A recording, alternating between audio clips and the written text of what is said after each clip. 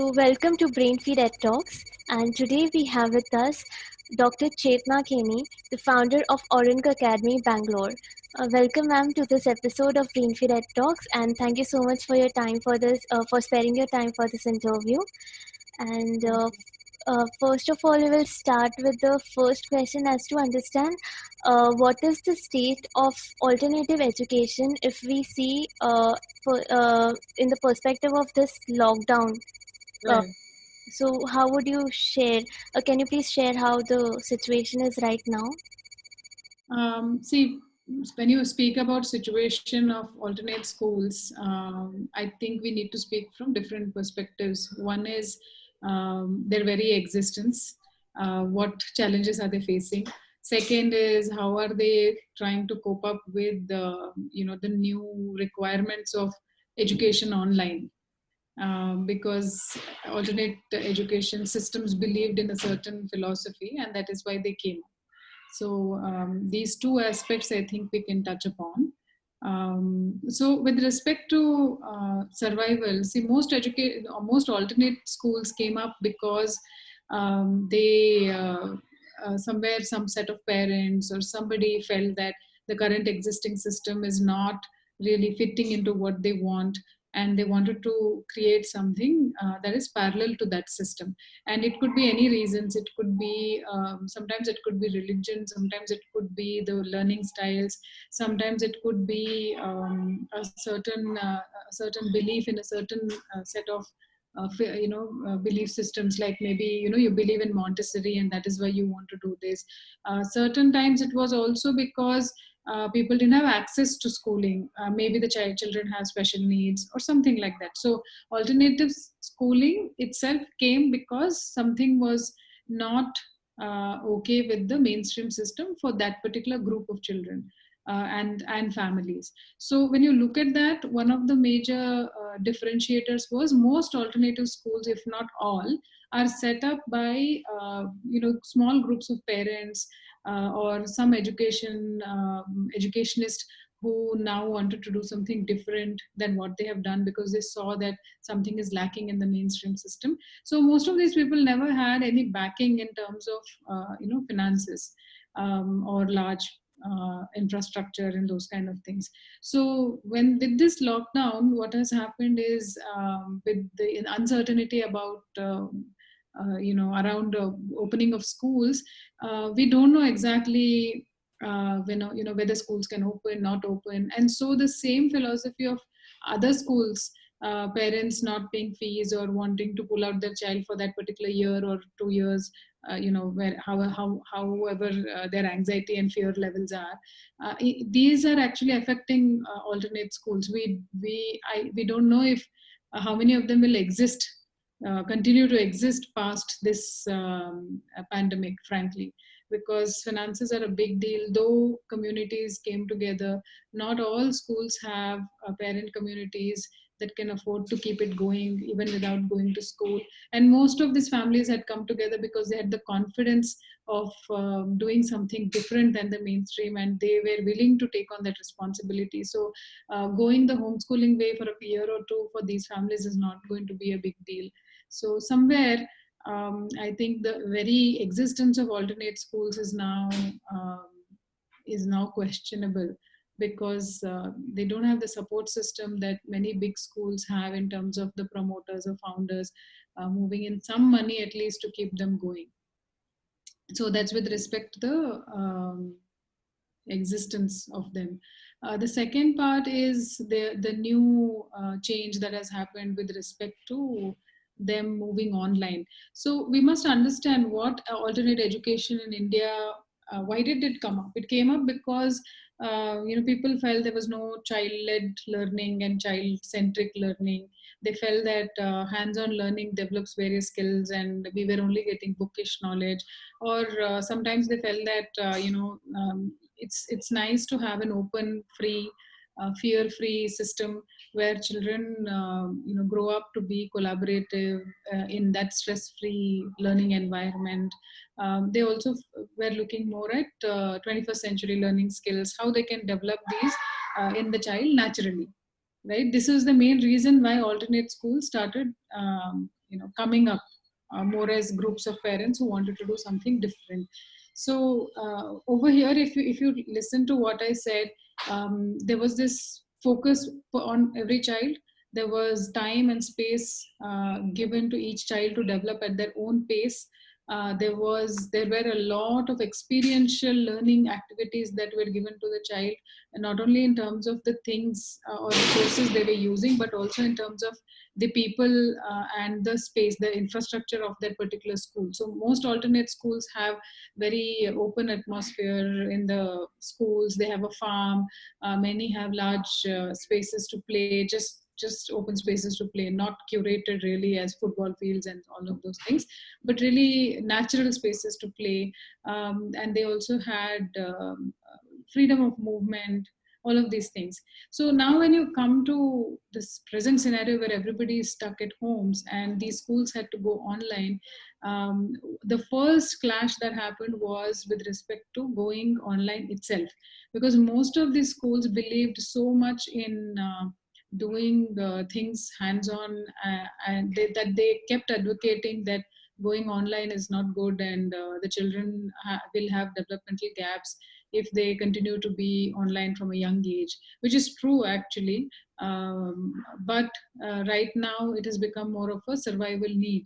So most parents started questioning that this very school that advocated a no media policy now is asking us to go online even for very small children. How can that can happen? So it was like a culture shock when they started off. Teachers also, none of these teachers were really those hardcore teachers who are here for a career and will do anything to survive in this career. These were people who believed in a certain system, wanted to make a change, came with passion, and wanted to do more with children, giving them freedom to express with various modes.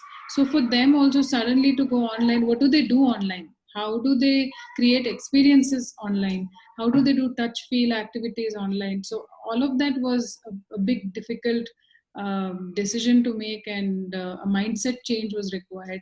Thirdly, I think the whole system had to be upgraded to a technologically um, technologically possible system, right? So you need to have laptops for everybody, you need to have servers set up, or you need to have a learning management system and so many things. So suddenly they had to move past what they had, right?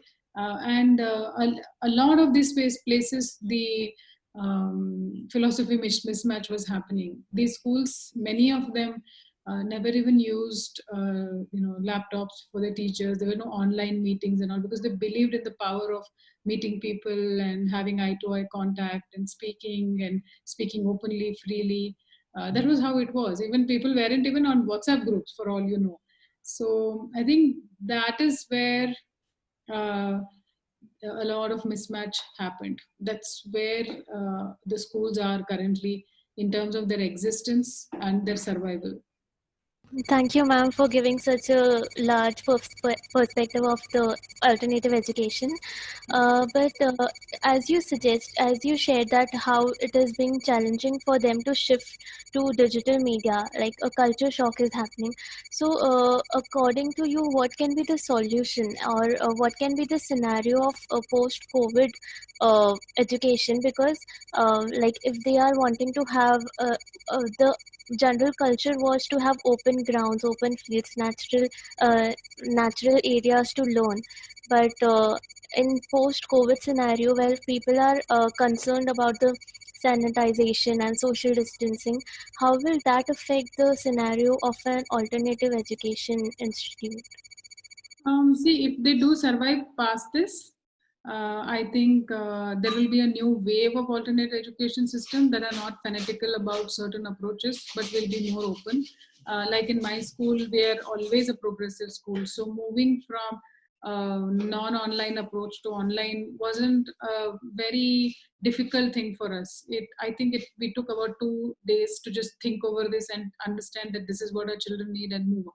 So most schools, if they do survive this pandemic and they are still available and open to having children, they will have to make the shift. They would have made the shift, because they can only survive by making this shift, right?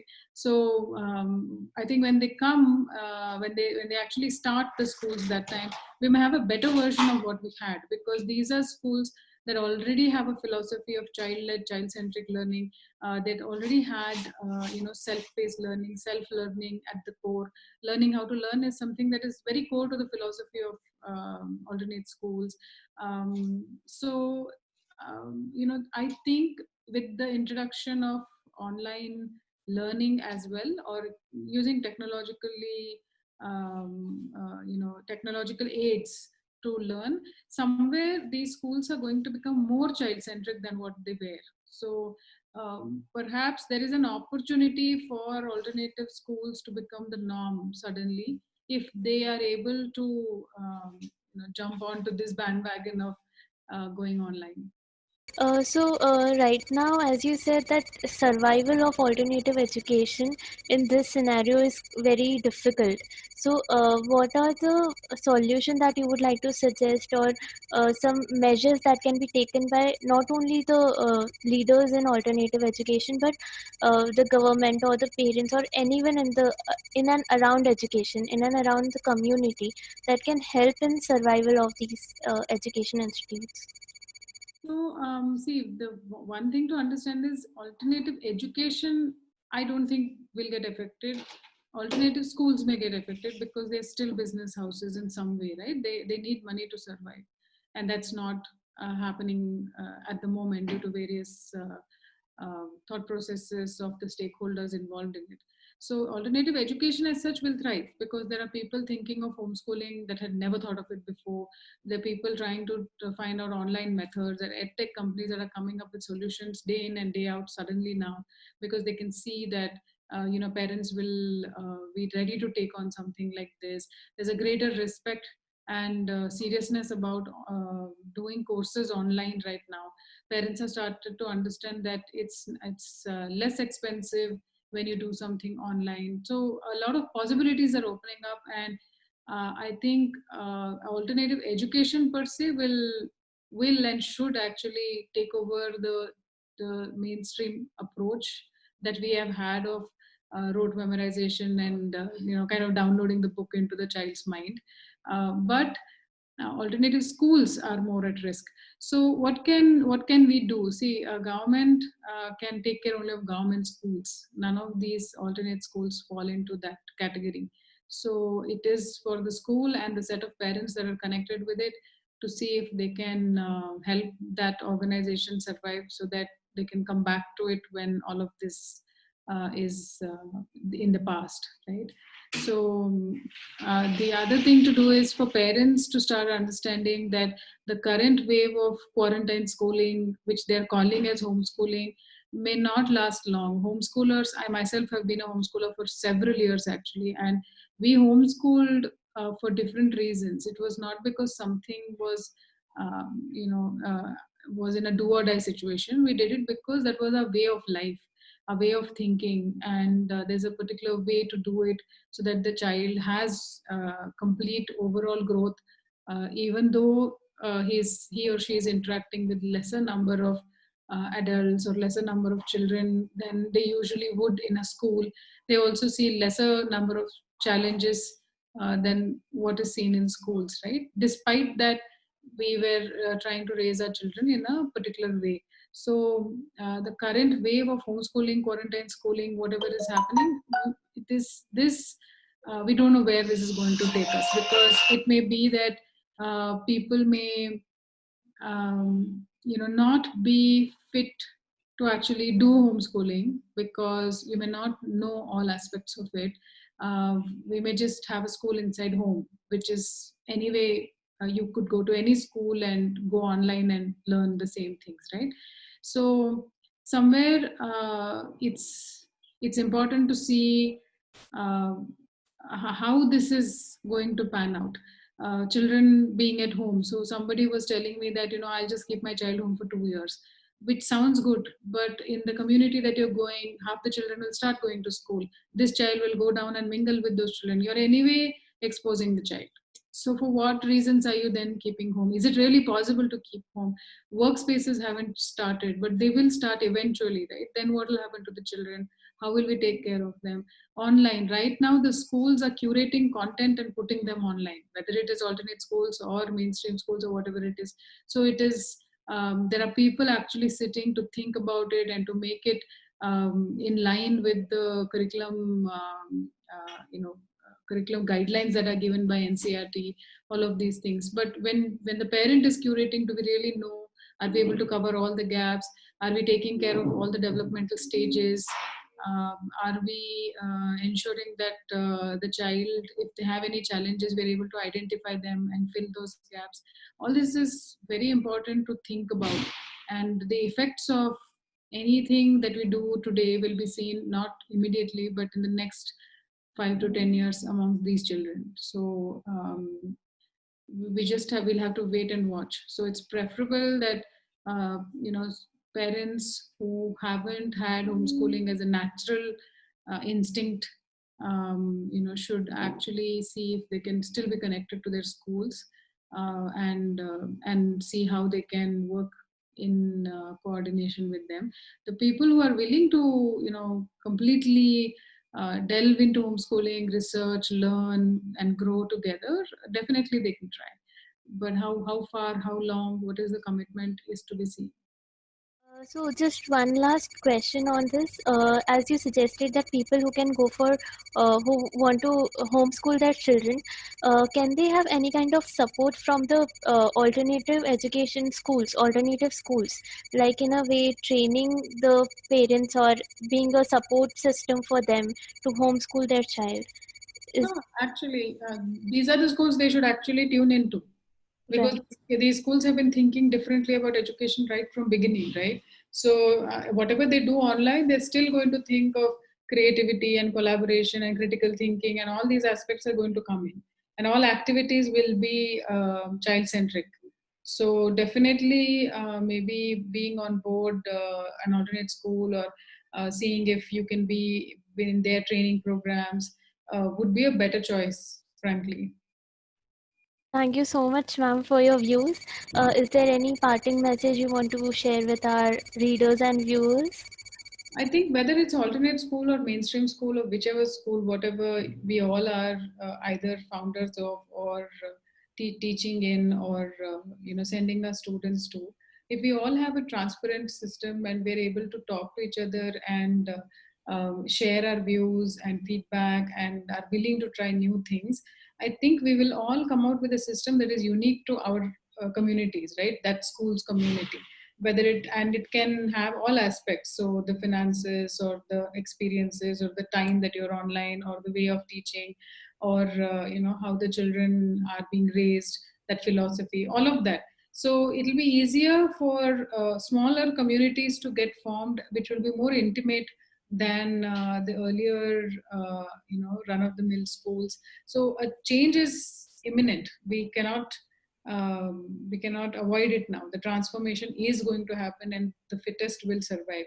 So while we are getting there, maybe we all can use this opportunity, because we've been complaining for a long time that education system is not good enough and it should change. We are in the midst of change, and if we don't take responsibility of it right now, we're still going to be unhappy, because we're going to just allow it to be the way it is and grow to whatever it becomes. If we take responsibility now and all of us put our minds to it, I think a very beautiful new order will emerge. And if that is something that can happen, it's the best that we could have ever hoped for in education. That's amazing to hear, ma'am. Thank you so much for your time and thank you so much for your esteemed views. I, on behalf of the entire Brainfeed team, would like to thank you for this. We'll be signing off now. Thank Sure. you so much. Thank you.